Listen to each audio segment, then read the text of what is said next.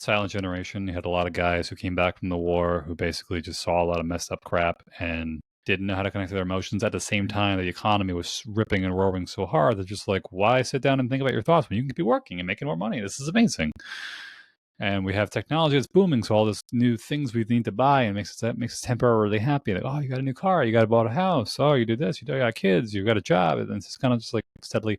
But at the same time, as things were improving, there was still this bulk of traumatic crap they hadn't worked through, disconnect from their emotions entirely in favor of work, work, work. The other side is the immigrant story.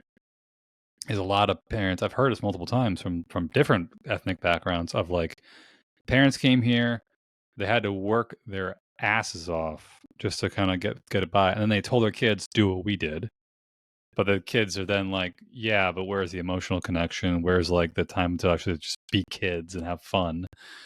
And within a generation or two, you get these kids who are just like, they're kind of disconnected emotionally from themselves, from their parents. They don't know how to do. They're done really well from themselves financially or whatever, but there's this piece that's missing. And both these sides seem to have the same thing of like something missing in terms of connection to their parents, connection to their past, connection to their purpose, that really is tied up in their disconnect from their emotions that they didn't get because they didn't grow up with it.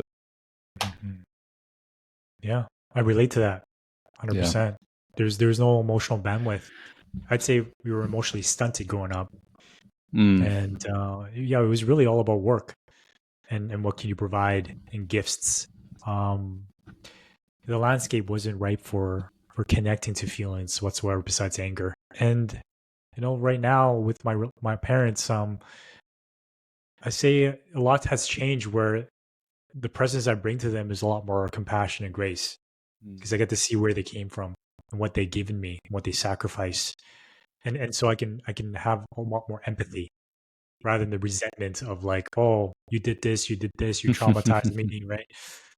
And there's always a deeper relationship, though my challenge is the language barrier. I was born in Canada, and Vietnamese isn't my, actually, it was supposed to be my first language, but it was English because they put me into daycare because they were both working.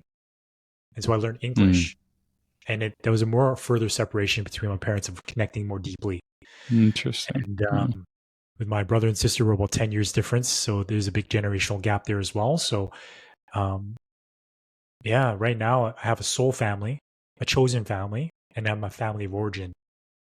And I'm looking to bring more deeper connection with presence and how I show up now with my mom and dad and brother and sister. Though there's also a missing component of the language to connect with them on a deeper level, right? And I'm okay with that. Yeah, I would love to go deeper with them.